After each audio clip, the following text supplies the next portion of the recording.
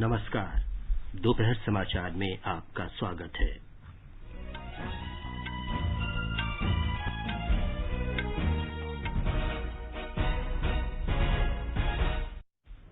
प्रधानमंत्री नरेंद्र मोदी ने कहा, देश आत्मनिर्भर भारत के माध्यम से नई क्षमताओं का निर्माण कर रहा है।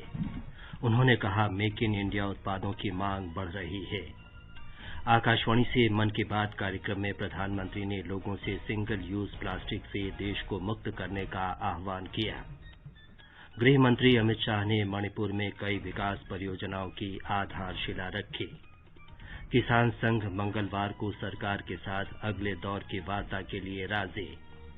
देश में कोविड से स्वस्थ होने की दर बढ़कर 95.82% हुई। और ऑस्ट्रेलिया के साथ मेलबर्न क्रिकेट टेस्ट के दूसरे दिन भारत ने पहली पारी में 5 विकेट पर 277 रन बनाकर 82 रन की महत्वपूर्ण बढ़त बनाई। कप्तान अजिंक्य रहाणे ने शानदार नाबाद शतक लगाया। दोपहर समाचार में पुष्पलता शर्मा के साथ मैं विमलेंदु पांडे। कोविड महामारी के खिलाफ देश एकजुट होकर लड़ रहा है। आप भी हमारे साथ सुरक्षा और बचाव के 3 आसान एहतियाती उपायों का संकल्प लें। मास्क पहनें, 2 गज दूरी है जरूरी, सुरक्षित दूरी बनाए रखें और हाथ और मुंह साफ रखें। अब समाचार विस्तार से। प्रधानमंत्री नरेंद्र मोदी ने कहा है कि हमारा देश आत्मनिर्भर भारत अभियान के माध्यम से नई क्षमताओं का सृजन कर रहा है। आकाशवाणी से आज मन की बात कार्यक्रम में श्री मोदी ने कहा कि आम आदमी ने देश में जबरदस्त बदलाव को महसूस किया है और लोगों को आशा की नई किरण दिखाई दे रही है। उन्होंने कहा कि कोरोना महामारी के प्रकोप के दौरान दुनिया को अनेक मुसीबतों से गुजरना पड़ा, लेकिन हमने इस संकट से भी एक सबक सीखा है और अपनी क्षमताओं का भरपूर विकास किया है। जब जनता कर्फ्यू जैसा अभिनव प्रयोग पूरे विश्व के लिए प्रेरणा बना, जब ताली थाली बजाकर देश ने हमारे कोरोना वॉरियर्स का सम्मान किया था, एकजुटता दिखाई थी, उसे भी कई लोगों ने याद किया है। साथियों, देश के सामान्य से सामान्य मानवी ने इस बदलाव को महसूस किया है। मैंने देश में आशा का एक अद्भुत प्रवाह भी देखा है। चुनौतियां खूब आई, संकट भी अनेक आए। कोरोना के कारण दुनिया में सप्लाई चेन को लेकर अनेक बाधाएं भी आई, लेकिन हमने हर संकट से नए सबक लिए। देश का नया सामर्थ्य भी पैदा हुआ। दिल्ली के अभिनव बनर्जी के संदेश का जिक्र करते हुए प्रधानमंत्री ने कहा कि अब भारत के लोग दुकानदारों से मेड इंडिया सामान की मांग करने लगे हैं, जो लोगों की मानसिकता में बड़े बदलाव का संकेत है। उन्होंने कहा कि भारत के लोगों की सोच में ये बदलाव पिछले 1 साल में आया है। प्रधानमंत्री ने कहा कि इस बदलाव को आंकना आसान नहीं है और अर्थशास्त्री भी अपने पैमानों पर इसे तौल नहीं पा रहे हैं।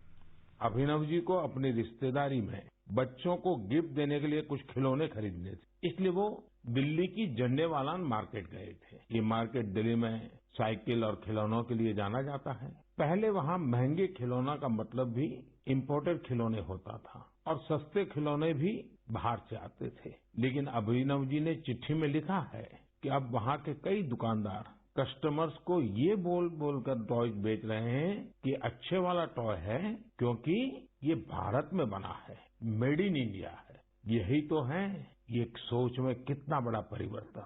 यह तो जीता जागता सबूत है देशवासियों की सोच में कितना बड़ा परिवर्तन आ रहा है। प्रधानमंत्री ने कहा कि हमें इस भावना को जिंदा रखना है और इसे आगे बढ़ाना है। श्री मोदी ने देशवासियों से आग्रह किया कि वे एक सूची तैयार करें जिसमें दैनिक उपयोग की अनेक वस्तुओं के नाम हों। उन सभी चीजों की पूरी लिस्ट बनाई है जिन्हें प्रतिदिन इस्तेमाल करते हैं। इसमें electronics, stationery, self care items, उसके अलावा और भी बहुत कुछ शामिल है कि हम जाने अनजाने में उन विदेशी प्रोडक्ट्स का इस्तेमाल कर रहे हैं जिनके विकल्प भारत में आसानी से उपलब्ध है। अब कसम खाई है कि मैं उसी प्रोडक्ट का इस्तेमाल करूंगा जिनमें हमारे देशवासियों की मेहनत और पसीना लगा हो। श्री मोदी ने कहा कि हम नए साल पर अनेक संकल्प लेते हैं और इस साल हमें जो संकल्प लेना है वो निश्चय ही देश के लिए होना चाहिए। प्रधानमंत्री ने कहा कि आज समय आ गया है जब हमें श्रेष्ठ गुणवत्ता का सामान तैयार करना है। उन्होंने स्टार्टअप और उद्यमियों से भी इस दिशा में कार्य करने की अपील की। हम आत्मनिर्भर भारत का समर्थन कर रहे हैं, लेकिन हमारे मैन्युफैक्चरर्स, उनके लिए भी साफ संदेश होना चाहिए कि वे प्रोडक्ट्स की क्वालिटी से कोई समझौता न करें। बात तो सही है, जीरो इफेक्ट, जीरो डिफेक्ट की सोच के साथ काम करने का यह उचित समय है। मैं देश के मैन्युफैक्चरर्स, इंडस्ट्री लीडर्स से आग्रह करता हूं, देश के लोगों ने मजबूत कदम उठाया है, मजबूत कदम आगे बढ़ाया है। वोकल फॉर लोकल ये आज घर घर में गूंज रहा है। ऐसे में अब ये सुनिश्चित करने का समय है कि हमारे प्रोडक्ट्स विश्व स्तरीय। प्रधानमंत्री ने कहा कि केसरिया रंग सदियों से कश्मीर से जुड़ा रहा है और इस साल मई में कश्मीरी केसर को जियोग्राफिकल इंडिकेशन यानी जीआई टैग मिला है। क्वालिटी की बात करें तो कश्मीर का केसर बहुत यूनिक है और दूसरे देशों के केसर से बिल्कुल अलग है। कश्मीर के केसर को जीआई टैग रिकॉग्नाइजेशन से एक अलग पहचान मिली है। आपको ये जानकर खुशी होगी कि कश्मीरी केसर को जीआई टैग का सर्टिफिकेट मिलने के बाद दुबई के एक सुपर मार्केट में इसे लॉन्च किया गया। अब इसका निर्यात बढ़ने लगेगा। यह आत्मनिर्भर भारत बनाने के हमारे प्रयासों को और मजबूती देगा। केसर के किसानों को इससे विशेष रूप से लाभ होगा। प्रधानमंत्री ने इस बात पर प्रसन्नता व्यक्त की कि भारत में 2014 और 2018 के बीच तेंदुओं की संख्या में 60% से अधिक की बढ़ोतरी हुई है। 2014 में देश में लेपर्ड्स की संख्या लगभग 7,900 थी। वहीं 2019 में इनकी संख्या बढ़कर 12,852 हो गई। उसके रंगों की सुंदरता और उसकी चाल की मोहकता का अंदाज नहीं लगा सकते। देश के अधिकतर राज्यों में, विशेषकर मध्य भारत में, तेंदुओं की संख्या बढ़ी है। तेंदुए की सबसे अधिक आबादी वाले राज्यों में मध्य प्रदेश, कर्नाटका और महाराष्ट्र सबसे ऊपर है। यह एक बड़ी उपलब्धि है। तेंदुए पूरी दुनिया में वर्षों से खतरों का सामना करते आ रहे हैं। दुनिया भर में उनके हैबिटेट को नुकसान हुआ है। ऐसे समय में भारत ने तेंदुए की आबादी में लगातार बढ़ोतरी कर पूरे विश्व को एक रास्ता दिखाया है। कर्नाटका के युवा ब्रिगेड नाम के संगठन के नौजवानों का जिक्र करते हुए प्रधानमंत्री ने कहा कि उनके प्रयासों से श्रीरंगपट्टनम में एक प्राचीन मंदिर का जीर्णोद्धार हुआ। प्रधानमंत्री ने कहा कि करुणा और पक्के इरादे 2 ऐसे उपाय हैं जिनसे लक्ष्यों को प्राप्त किया जा सकता है। जुनून और दृढ़ निश्चय ऐसी 2 चीजें हैं जिनसे लोग हर लक्ष्य प्राप्त कर सकते हैं। जब मैं भारत के युवाओं को देखता हूं तो खुद को आनंदित और आश्वस्त महसूस करता हूं। आनंदित और आश्वस्त इसलिए क्योंकि मेरे देश के युवाओं में कैन डू की अप्रोच है और विल डू की स्पिरिट है। उनके लिए कोई भी चुनौती बड़ी नहीं है, कुछ भी उनकी पहुंच से दूर नहीं है। 2 दिन पहले मनाई गई गीता जयंती का उल्लेख करते हुए श्री मोदी ने कहा कि जीवन के सभी क्षेत्रों में गीता लोगों को प्रेरित करती है। गीता हमें हमारे जीवन के हर संदर्भ में प्रेरणा देती है, लेकिन गीता की विशिष्टता ये भी है कि ये जानने की जिज्ञासा से शुरू होती है। गीता की ही तरह हमारी संस्कृति में जितना भी ज्ञान है, सब जिज्ञासा से ही शुरू होता है। वेदांत का तो पहला मंत्र ही है अथातो ब्रह्म जिज्ञासा, अर्थात आओ हम ब्रह्म की जिज्ञासा करें। जिज्ञासा आपको लगातार नए के लिए प्रेरित करती है। यानी जब तक जिज्ञासा है तब तक जीवन है। जब तक जिज्ञासा है तब तक नया सीखने का क्रम जारी है। इसमें कोई उम्र, कोई परिस्थिति मायने ही नहीं रखती। प्रधानमंत्री ने गुरु गोविंद सिंह जी के 2 पुत्रों जोरावर सिंह और फतेह सिंह को श्रद्धांजलि अर्पित की, जिन्हें आज ही के दिन दीवार में जिंदा चुनवा दिया गया था। मेरे प्यारे देशवासियों, हमारे देश में आतताइयों से, अत्याचारियों से देश की हजारों साल पुरानी संस्कृति, सभ्यता, हमारे रीति रिवाज को बचाने के लिए कितने बड़े बलिदान दिए गए हैं। आज उन्हें याद करने का भी दिन है। आज के ही दिन गुरु गोविंद सिंह जी के पुत्रों साहिबजादे जोरावर सिंह और फतेह सिंह को दीवार में जिंदा चुनवा दिया गया था। आज ही के दिन गुरु गोविंद सिंह जी की माता गुजरी ने भी शहादत दी थी। करीब एक सप्ताह पहले श्री गुरु तेग बहादुर जी की भी शहादत का दिन था। मुझे यहाँ दिल्ली के गुरुद्वारा रकाबगंज जाकर गुरु तेग बहादुर जी को श्रद्धा सुमन अर्पित करने का, मत्था टेकने का अवसर मिला। प्रधानमंत्री ने छात्रों के लिए एनिमेशन वीडियो बनाने वाले तमिलनाडु के एक शिक्षक का जिक्र करते हुए कहा कि देश भर में कोरोना लॉकडाउन के दौरान शिक्षकों ने बच्चों को सिखाने के नए नए तरीके इजाद किए और रचनात्मक तरीके से पाठ्य सामग्री तैयार की। देश भर में कोरोना के समय में टीचर्स ने जो इनोवेटिव तरीके अपनाए, जो कोर्स मटेरियल क्रिएटिविटी तैयार किया है, वो ऑनलाइन पढ़ाई के इस दौर में अमूल्य है। मेरा सभी टीचर से आग्रह है कि वो इन कोर्स मटेरियल को शिक्षा मंत्रालय के दीक्षा पोर्टल पर जरूर अपलोड करें। इससे देश के दूर दराज वाले इलाकों में रह रहे छात्र छात्राओं को काफी लाभ होगा। प्रधानमंत्री ने झारखंड में कोरवा जनजाति के श्री हीरामन का भी जिक्र किया, जिन्होंने 12 साल की कड़ी मेहनत से कोरवा भाषा का शब्दकोश तैयार किया है। कंप्यूटर पर टाइप करके पुस्तक लिखने वाले 92 साल के बुजुर्ग श्री टी निवासाचार्य स्वामी का जिक्र करते हुए श्री मोदी ने कहा कि अगर हमारे अंदर जिज्ञासा की भावना होती है तो नई चीजें सीखने की प्रक्रिया भी चलती रहती है। उम्र और परिस्थितियां इसमें आड़े नहीं आती।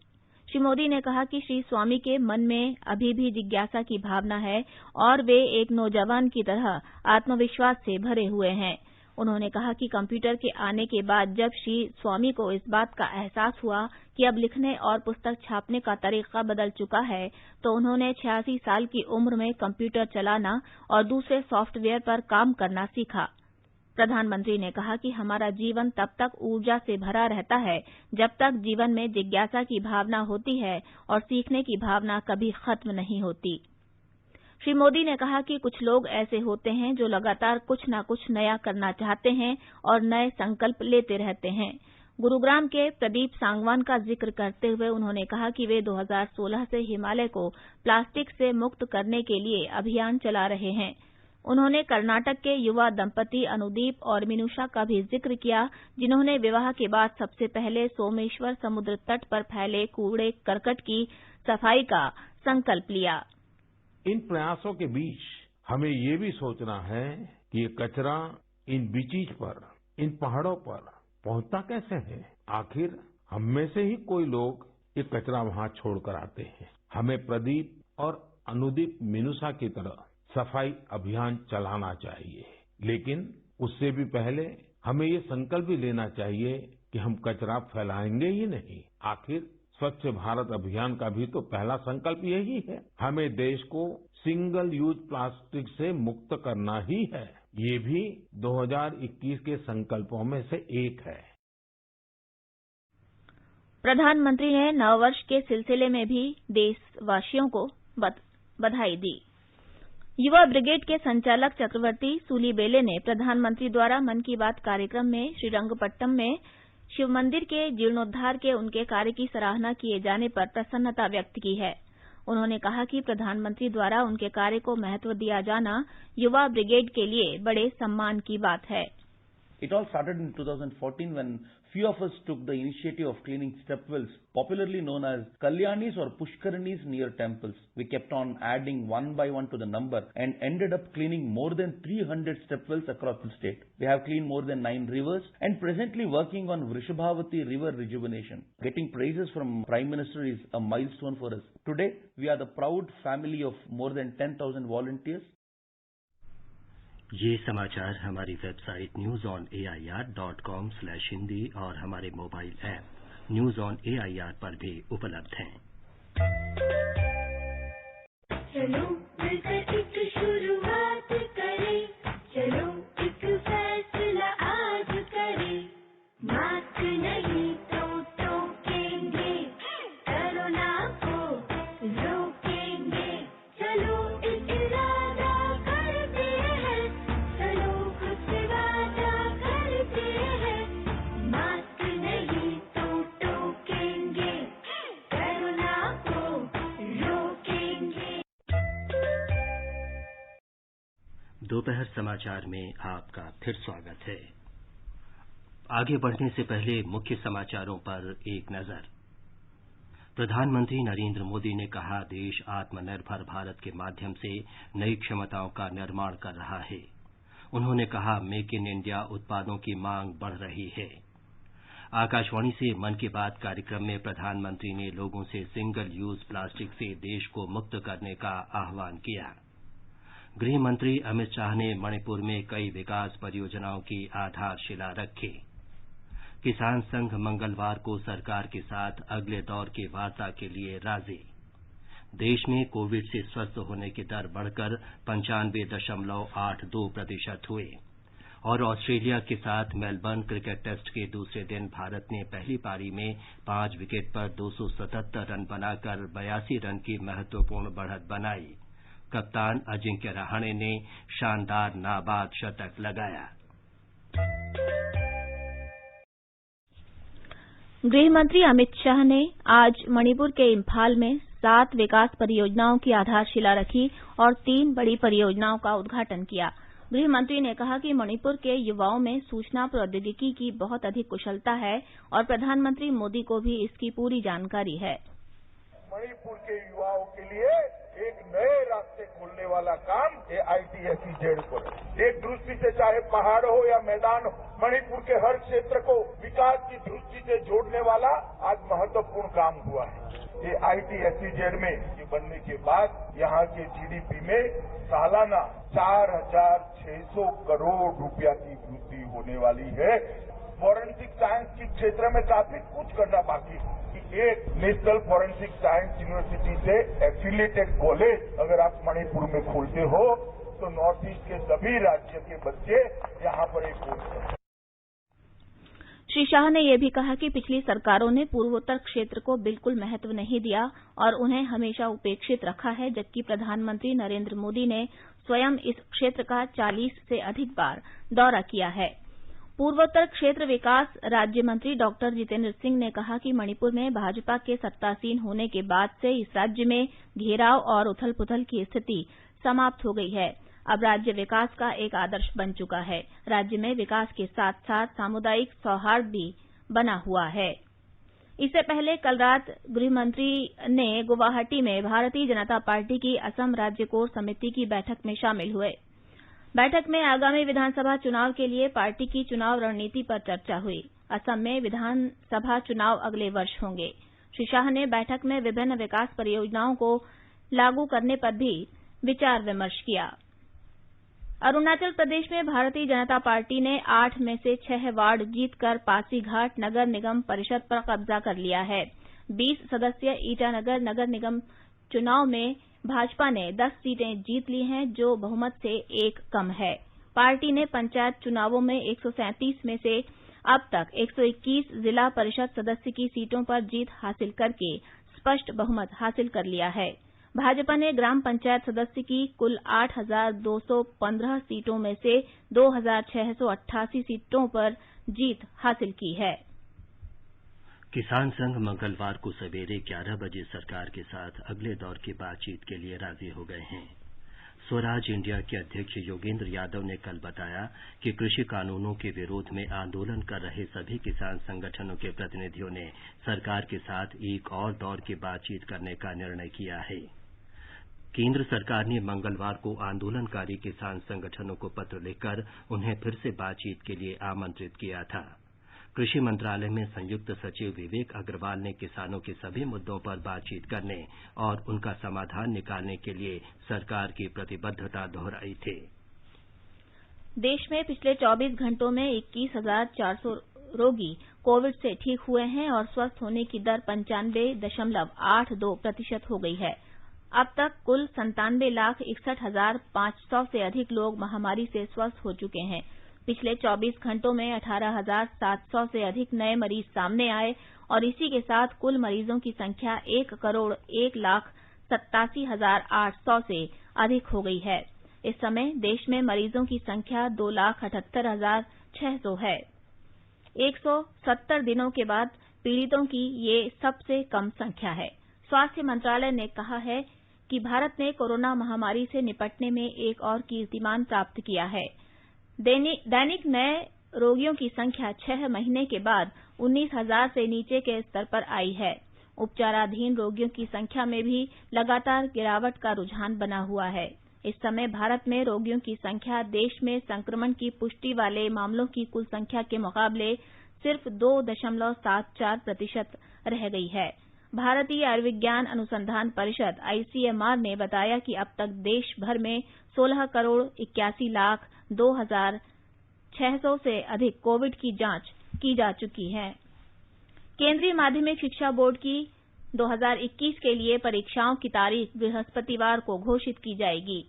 सीबीएसई प्रतिवर्ष फरवरी और मार्च के महीने में बोर्ड परीक्षाएं आयोजित करता है तथा नवंबर में परीक्षा कार्यक्रम की घोषणा करता है। हालांकि इस वर्ष कोविड महामारी के कारण बोर्ड परीक्षाओं के कार्यक्रम में देरी की गई है। सीबीएसई बोर्ड परीक्षाएं फरवरी के बाद ऑफलाइन तरीके से आयोजित की जाएंगी।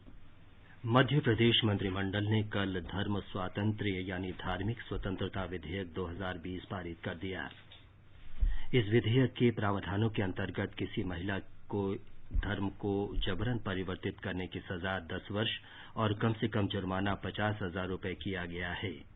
नाबालिगों समूहों या अनुसूचित जाति और अनुसूचित जनजाति से संबंधित लोगों के धर्म परिवर्तन कराने के मामलों में भी विशेष प्रावधान किए गए हैं। प्रस्तावित अधिनियम के तहत इस प्रकार के धर्म परिवर्तन करने वालों के अभिभावकों सहित रिश्तेदार भी इसकी शिकायत दर्ज करा सकते हैं। एक रिपोर्ट।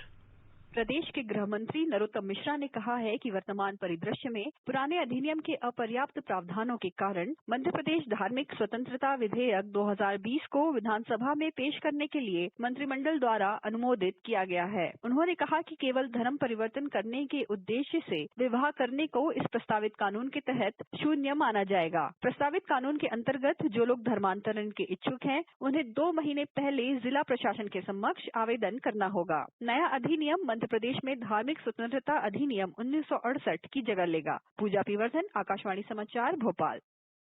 महाराष्ट्र के जोहर और मोखाड़ा के जनजातीय इलाके आमतौर पर बच्चों में कुपोषण, बेरोजगारी और अशिक्षा जैसे मुद्दों के लिए जाने जाते हैं। इस इलाके में आमतौर पर धान और रागी जैसे अनाज की खेती होती है, लेकिन इन फसलों की जगह अब यहां के किसानों ने स्ट्रॉबेरी की खेती करना शुरू कर दिया है। हमारी संवाददाता ने बताया है कि यहाँ के जाने माने पर्वतीय पर्यटन स्थल महाबालेश्वर के आसपास इनकी खेती होती है। प्रायोगिक आधार पर जौहार और मोखाड़ा तालुका में लगभग 86 किसानों ने 11 एकड़ भूमि पर स्ट्रॉबेरी लगाई है, जिससे भारी लाभ हुआ है। जौहार और मोखाड़ा में पलायन, बेरोजगारी और कुपोषण को रोकने के लिए सरकार द्वारा कई उपाय किए गए थे। के अलावा जैसा कि इन स्ट्रॉबेरी पर कोई बीमारी नहीं पाई गई है, कृषि विभाग अगले साल से इसे प्रयोगात्मक खेती को वाणिज्यिक खेती में बदलने का इरादा रखता है। ग्रामीणों को उम्मीद है कि स्ट्रॉबेरी की खेती से उन्हें अच्छा लाभ मिलेगा और इससे उन्हें बेरोजगारी, अशिक्षा और कुपोषण के मुद्दों पर भी काबू पाने में मदद मिलेगी। पूजा पाल, आकाशवाणी समाचार, मुंबई। ये समाचार आकाशवाणी से प्रसारित किए जा रहे हैं। ताजा समाचार जानने के लिए आप हमारे Twitter handle @AIR News Hindi को फॉलो कर सकते हैं। ये आकाशवाणी है। आकाशवाणी का समाचार सेवा प्रभाग वर्ष की प्रमुख झलकियों की श्रृंखला के अंतर्गत कैसा था वर्ष 2020 प्रस्तुत कर रहा है। आज ये भारत में मीलों दूर कई स्थानों को जोड़ रहा है। अगले 4 से 5 वर्षों में ढांचागत सुविधाओं पर 110 लाख करोड़ से अधिक रुपए खर्च करने की सरकार की योजना का धरातल पर पता चल रहा है। इसमें से केवल राजमार्गों के विकास के लिए 19 लाख करोड़ से अधिक रुपए आवंटित किए गए हैं। प्रधानमंत्री नरेंद्र मोदी ने इस वर्ष 21 सितंबर को बिहार में 9 राजमार्ग परियोजनाओं का शिलान्यास करते हुए कहा था कि आज राजमार्गों का निर्माण वर्ष 2014 से पहले की तुलना में दोगुनी गति से किया जा रहा है। 2014 से पहले की तुलना में आज हर रोज 2 गुनी से भी तेज गति से हाईवे बनाए जा रहे हैं। हाईवे निर्माण पर होने वाले खर्च में भी 2014 से पहले की तुलना में लगभग 5 गुना बढ़ोतरी की गई है। आने वाले 4-5 सालों में इंफ्रास्ट्रक्चर पर 110 लाख करोड़ रुपए से ज्यादा खर्च करने का लक्ष्य रखा गया है। इसमें से भी 19 लाख करोड़ रुपए से अधिक के प्रोजेक्ट सिर्फ हाईवे से जुड़े। साथियों, रोड और कनेक्टिविटी से जुड़े इंफ्रास्ट्रक्चर को विस्तार देने के इन प्रयासों का बिहार को भी भरपूर लाभ हो रहा है। हमारी संवाददाता ने सड़कों के आधारभूत ढांचे में प्रगति का ब्यौरा प्रस्तुत किया है। वर्तमान में राष्ट्रीय राजमार्गों की कुल लंबाई लगभग 1,34,000 किलोमीटर है और अगले 5 वर्षों में इसमें 60,000 किलोमीटर राजमार्ग जोड़ने का लक्ष्य है। सरकार 2021 में सड़क अवसंरचना और बिजली से चलने वाले वाहनों को बढ़ाने पर ध्यान केंद्रित कर रही है। कैलाश मानसरोवर से जोजिला सुरंग तक सड़क और राजमार्ग पर या तो काम चल रहा है या उसकी शुरुआत की गई है या फिर पूरा कर लिया गया है। इस वर्ष कोरोना वायरस महामारी के दौरान सड़क परिवहन मंत्रालय और NHAI ने इस महामारी की स्थिति में भी अवसर ढूंढ लिया है। जम्मू कश्मीर क्षेत्र में कई सुरंग निर्माण और सड़कों का काम चल रहा है और काजीगुंड और बनिहाल के बीच 8,450 मीटर लंबे ट्विन टनल का काम मार्च तक पूरा कर लिया जाएगा। सरकार अगले 2 वर्षों में 1 लाख करोड़ रुपए लागत से बन रहे दिल्ली मुंबई एक्सप्रेस कॉरिडोर परियोजना को पूरा करने के प्रति आशान्वित है। सरकार हरित ईंधन पर ध्यान केंद्रित करने के साथ साथ 30 से 35% कार्बन उत्सर्जन में कमी लाने के लिए पूरे देश के लगभग 69,000 पेट्रोल पंपों पर कम से कम एक ई-चार्जिंग कियोस्क स्थापित करने की योजना बना रही है। भारतमाला पहल के अंतर्गत 35 लॉजिस्टिक पार्क स्थापित किए गए हैं। भारत की अगले 5 वर्षों में विश्व में सबसे अधिक इलेक्ट्रिक वाहन उत्पादक देश बनने की पूरी क्षमता है। हम इसे प्राप्त करने के प्रयास में पूरी तरह लगे हैं। सौभाग्यकार की रिपोर्ट के साथ समाचार कक्ष से अलका सिंह। विदेश मंत्री डॉक्टर सुब्रमण्यम जयशंकर आज कतर की 2 दिन की यात्रा पर जा रहे हैं। वे कतर के उप प्रधानमंत्री और विदेश मंत्री शेख मोहम्मद बिन अब्दुल रहमान बिन जासिम अल सानी से मुलाकात करेंगे। डॉक्टर जयशंकर कतर के अन्य विशिष्ट गणमान्य लोगों से भी मुलाकात करेंगे। विदेश मंत्री बनने के बाद डॉक्टर जयशंकर की ये पहली कतर यात्रा होगी। इस यात्रा के दौरान वे कतर के विदेश मंत्री के साथ द्विपक्षीय मुद्दों सहित आपसी हित के क्षेत्रीय और अंतर्राष्ट्रीय विषयों पर भी विचार विमर्श करेंगे। मेलबर्न में ऑस्ट्रेलिया के साथ दूसरे क्रिकेट टेस्ट मैच में भारत ने 82 रन की महत्वपूर्ण बढ़त बना ली है। आज दूसरे दिन का खेल खत्म होने तक भारत ने पहली पारी में 5 विकेट पर 277 रन बना लिए थे। कप्तान अजिंक्य रहाणे 104 और रविंद्र जडेजा 40 रन बनाकर क्रीज पर हैं। इससे पहले शुभमन गिल 45, ऋषभ पंत 29, हनुमा विहारी 21 और चेतेश्वर पुजारा 17 रन बनाकर आउट हुए। कल भारतीय गेंदबाजों के शानदार प्रदर्शन की बदौलत ऑस्ट्रेलिया की टीम पहली पारी में 195 रन पर सिमट गई। जसप्रीत बुमराह ने 4, रविचंद्रन अश्विन ने 3 और मोहम्मद सिराज ने 2 खिलाड़ियों को आउट किया। 4 मैचों की श्रृंखला में ऑस्ट्रेलिया 1-0 से आगे है। राष्ट्रीय स्वच्छ गंगा मिशन ने इस वर्ष 22 परियोजनाएं पूरी की और सीवरेज अवसंरचना, प्रदूषण नियंत्रण, वृक्षारोपण और जैव प्रौद्योगिकी से संबंधित 557 करोड़ रुपए से अधिक की 17 नई परियोजनाओं को स्वीकृति प्रदान की। जल शक्ति मंत्रालय ने कहा कि पहली बार नमामि गंगे के अंतर्गत जिला स्तर पर कार्य कर रहे अधिकारियों को सम्मान देने के लिए इन्हें लोक प्रशासन योजना के क्षेत्र में उत्कृष्टता हेतु प्रधानमंत्री पुरस्कार के तहत लाया गया है। अंत में मुख्य समाचार एक बार फिर। प्रधानमंत्री नरेंद्र मोदी ने कहा, देश आत्मनिर्भर भारत के माध्यम से नई क्षमताओं का निर्माण कर रहा है। उन्होंने कहा, मेक इन इंडिया उत्पादों की मांग बढ़ रही है। आकाशवाणी से मन की बात कार्यक्रम में प्रधानमंत्री ने लोगों से सिंगल यूज प्लास्टिक से देश को मुक्त करने का आह्वान किया। गृह मंत्री अमित शाह ने मणिपुर में कई विकास परियोजनाओं की आधारशिला रखी। किसान संघ मंगलवार को सरकार के साथ अगले दौर की वार्ता के लिए राजी। देश में कोविड से स्वस्थ होने की दर बढ़कर 95.82% हुई। और ऑस्ट्रेलिया के साथ मेलबर्न क्रिकेट टेस्ट के दूसरे दिन भारत ने पहली पारी में 5 विकेट पर 277 रन बनाकर 82 रन की महत्वपूर्ण बढ़त बनाई। कप्तान अजिंक्य रहाणे ने शानदार नाबाद शतक लगाया। इसके साथ ही दोपहर समाचार का ये अंक समाप्त हुआ। नमस्कार।